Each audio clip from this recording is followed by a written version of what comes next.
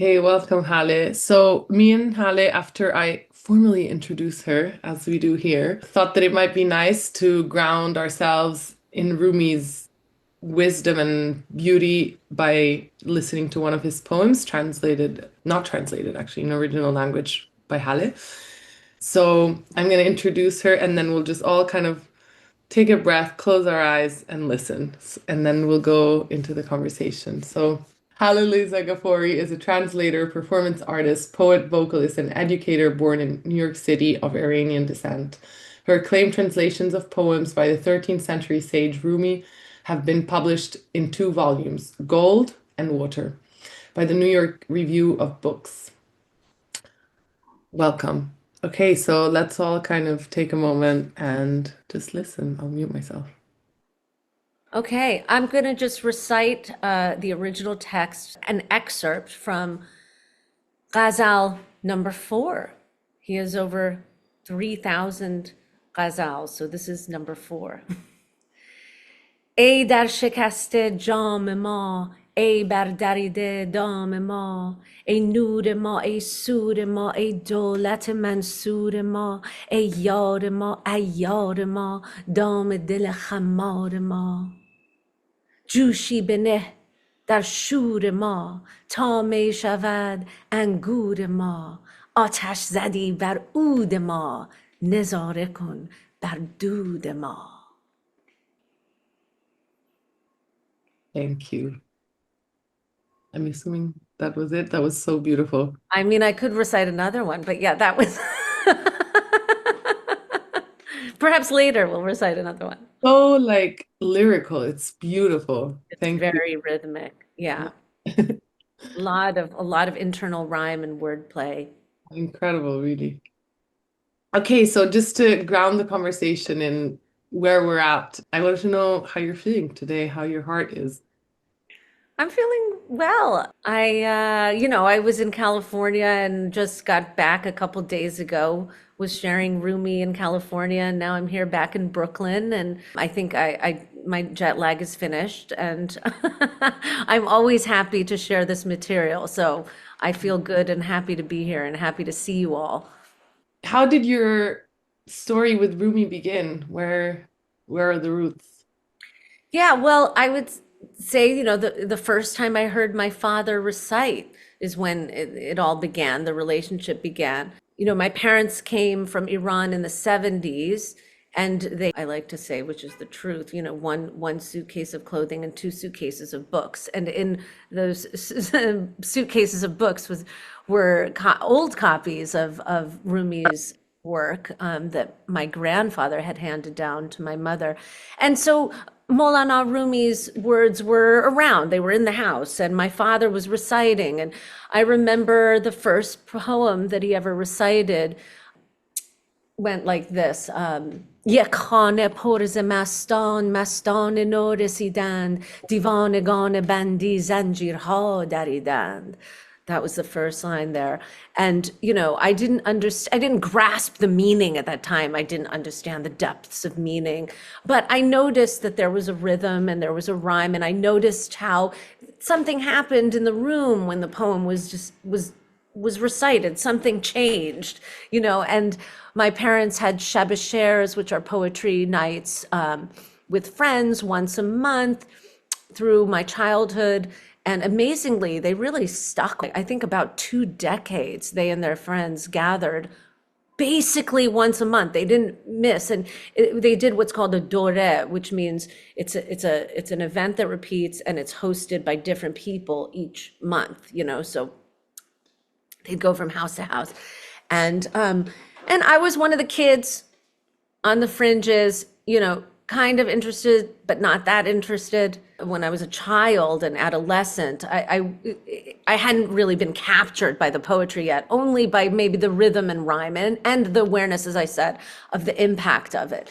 Then, I started to read translations, and there were certain lines in the translations that I thought were, wow, that's pretty nice.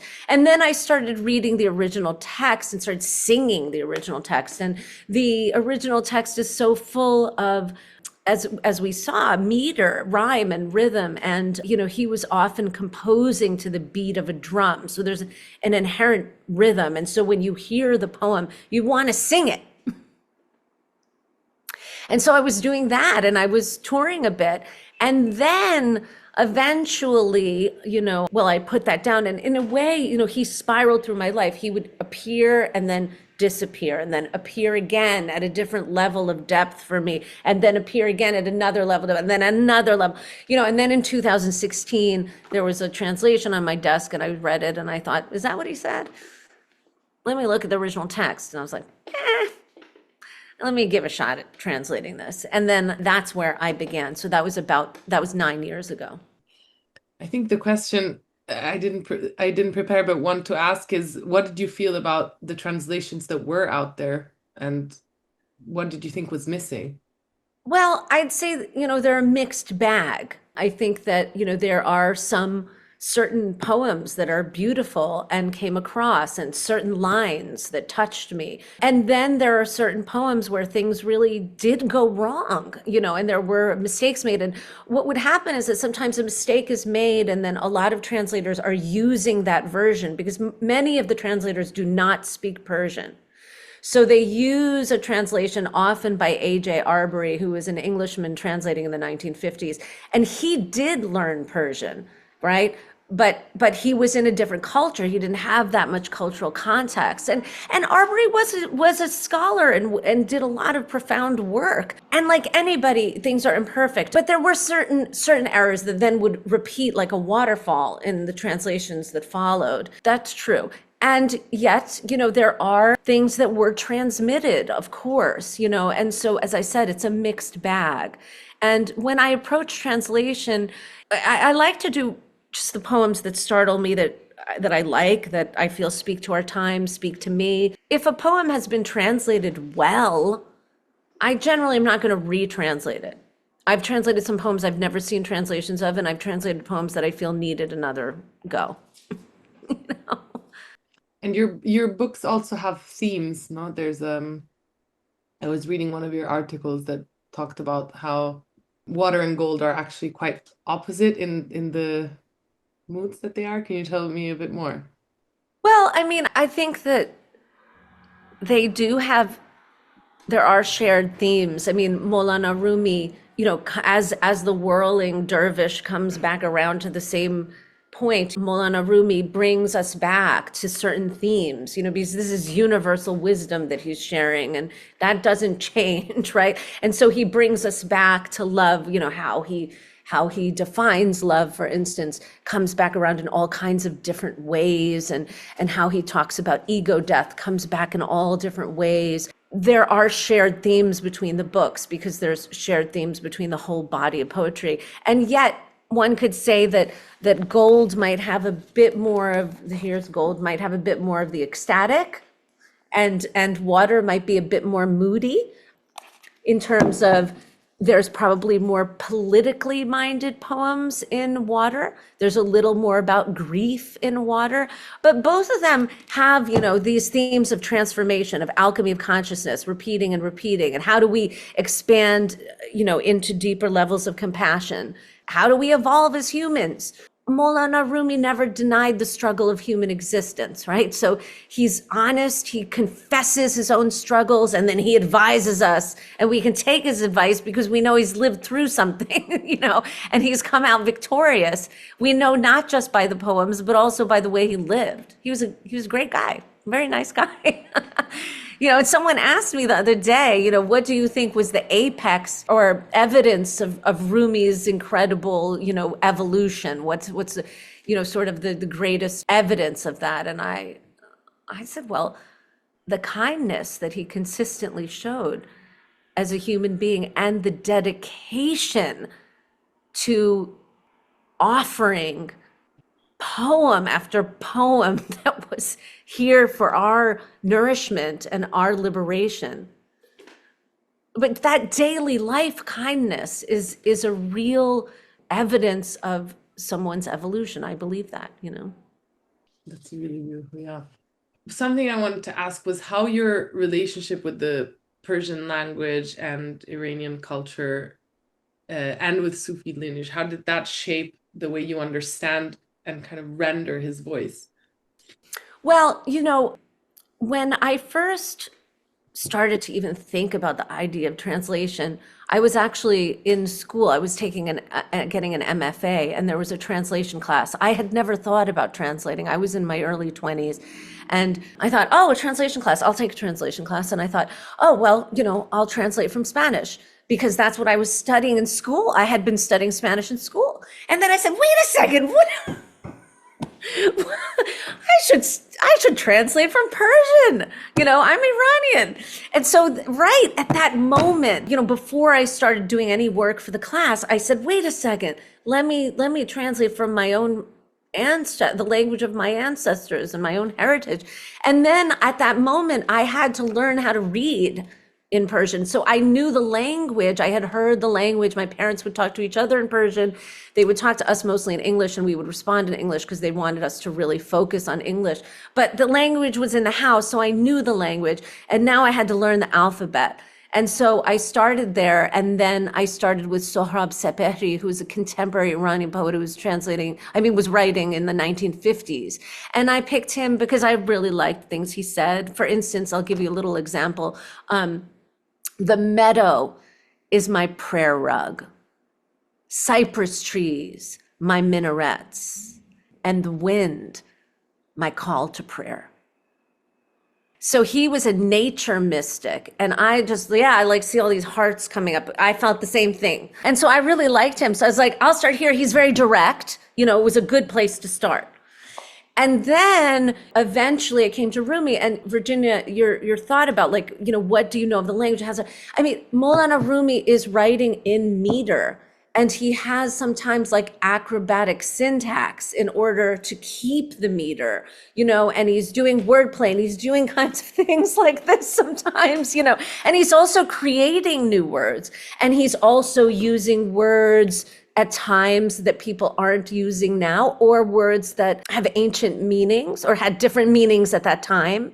And so for that, you have to research. And also my mother was a part of this. We would sit and read together. She has impeccable Persian, and she would read aloud, and I would listen, and then I would read aloud, and she'd correct my pronunciation. And then we'd discuss this word, and she'd tell me a backstory that her grandmother told her. So there's something about a torch passing too, like this lineage of women storytellers and women loving these texts. In a way, women were in some ways excluded from a lot of the life back then, as misogyny unfortunately continues to this day. Yes, someone just wrote the oral tradition. Indeed, the oral tradition at its finest. Indeed. Right. And so as I was going through this process, starting in 2016, for instance, I was getting deeper and deeper into the language, and I was looking at, what does this word edrar mean? Edrar means urine, colloquially, right now. But that's not what Maulana Rumi meant. He meant wages. Edrar meant wages back then.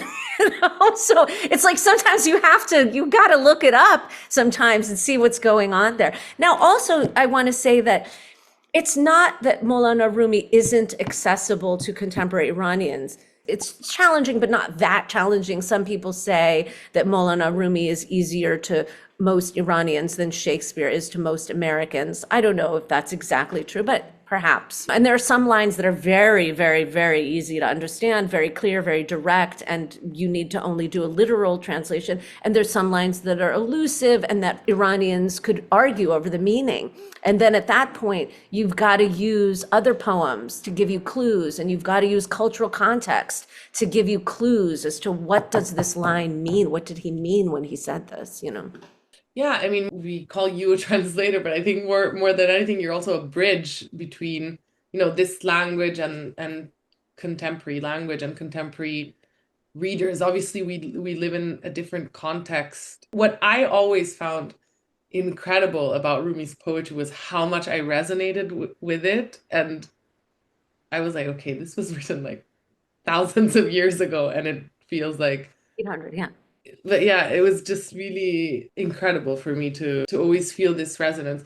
I wanted to ask you something that I read that you wrote was you see the medieval sage and mystics verses as a luminous antidote to the bewildering materialism of American life. Yes. American here, but it could be Western also. Yeah. Can you tell me more about that? I really love what you said. Yes. I mean, bewildering materialism. I mean, really, it's astonishing. And when I was growing up, our culture, American culture, was all about, the mansions and lifestyles of the rich and famous. Robin Leach taking us through the mansions, being like, look at this and look at this. We're going to have caviar in the patio. And there was such an, exaltation of this kind of accumulation of wealth, as if this is the dream. This is what life is about. You got to, this is amazing. These people have yachts and these people. And it was like, I would sort of like watch TV and be like, huh?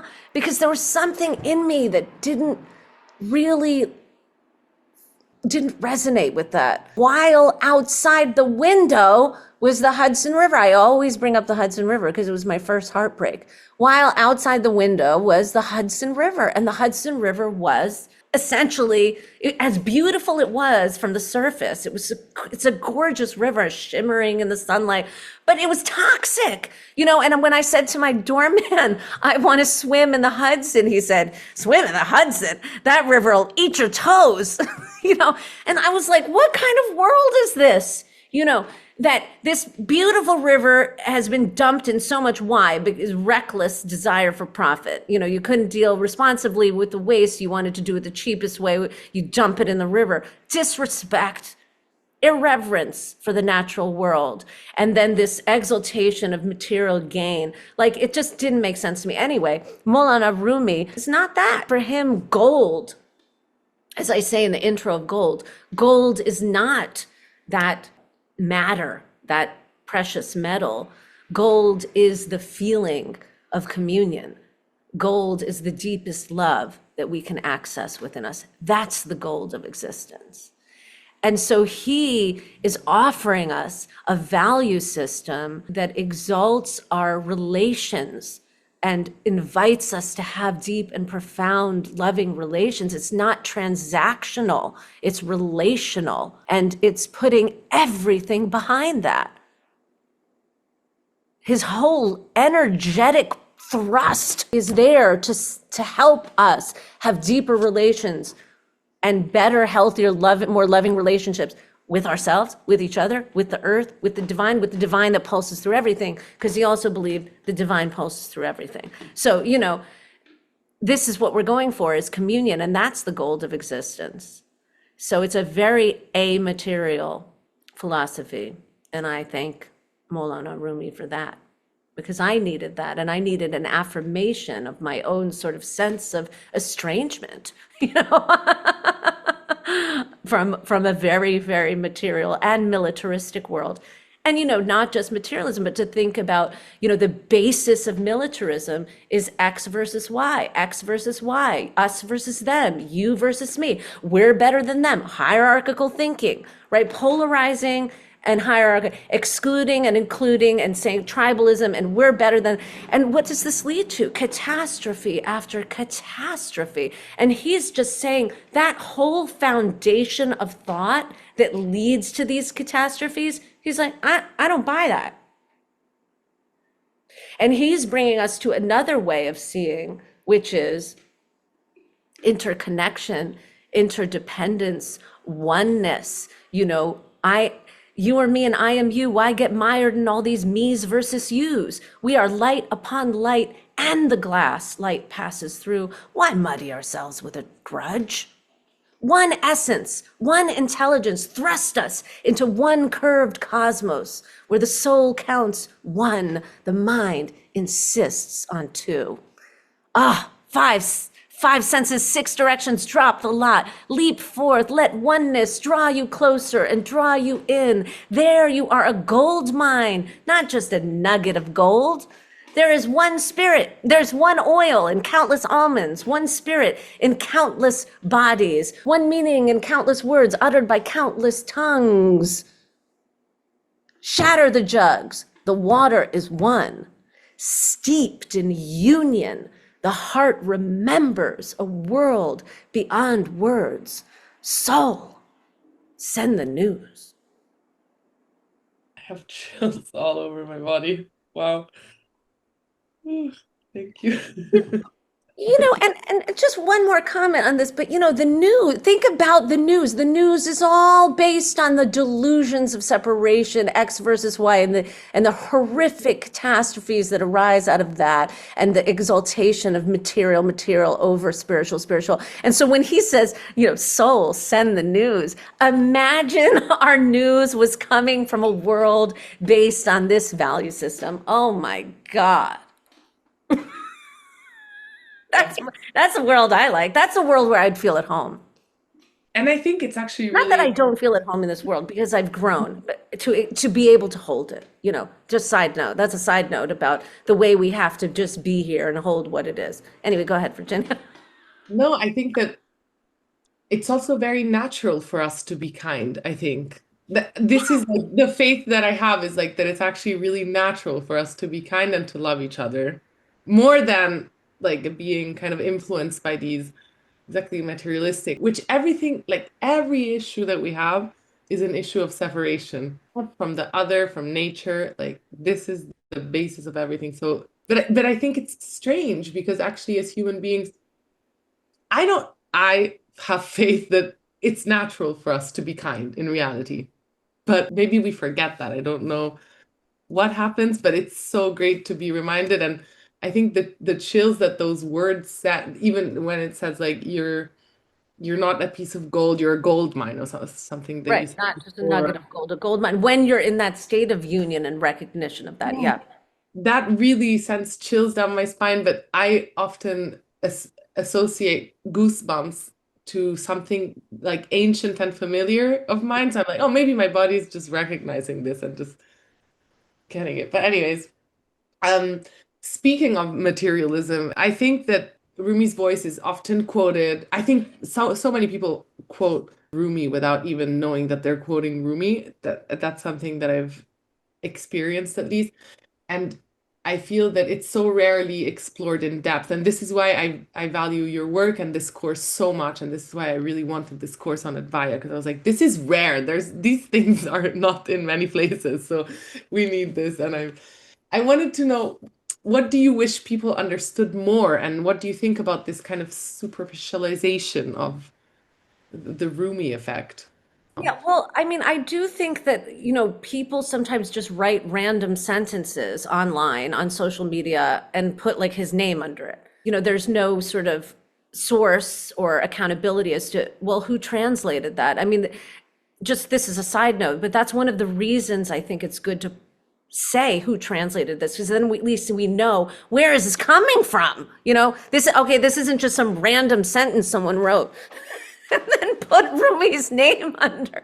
Okay, so that aside, what do I want people to know? There's so much. Sometimes a thought comes and then I repeat that at different interviews. But I said the other day that Rumi's poems are muscular poems in that they hold a lot. He's no Pollyanna. He's no flaccid, new agey. Come on, you know what I mean? That's not him. He is very intense and he's holding a lot in his poems. He's carrying a lot. He's carrying the beauty and brutality of this world. And he's asking us, who do we want to be?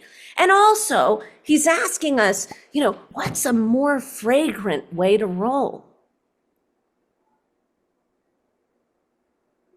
I love this question. What's a more fragrant way to roll? Yes. So that it's an inquiry, so that while sometimes he's preaching and commanding and sometimes confessing, he's doing it, he's confessing, then he's telling us, Mandish, which is an imperative. Don't think. Quit pouring thoughts like kerosene on everything fresh and green, burning it to the root. Be a fool, drunk on love and soaked in awe, till dry reeds are sweet as sugar cane. A lion leaps out of his cage. A man leaps out of his mind. Bravery is delicious madness, not some circumspect, cagey thought, sly and ungiving. Why scheme for a morsel? Right? And I'll stop there. We'll do the whole poem in another. You'll hear some of the Persian. We'll do it in the chorus. But You see, sometimes he is being very, firm with his imperatives, and sometimes he's confessing. So I want people to know the many voices. He's the ravaged lover, he's the ecstatic dervish, he's the kind elder, he's the sage, he's the a little bit scoldy. Every once in a while he gets a little bit scoldy because he gets mad at the ego, nafs amare, as it's called. Even in the Quran, we have a name for nafs amare, which is the part of the ego that is just self, and obsessive self-interest, prone to greed, prone to lust for dominion, and just think of itself, self. He gets mad at that sometimes, which is very sweet. It's okay because he's so loving, and all of it is fueled by compassion. Even when he's scolding a little bit, he's just this compassionate, loving force that is inviting us to just do some self-inquiry. And also, I want to point, this is a good question you asked me, Virginia, because there's a lot of things I want people to know.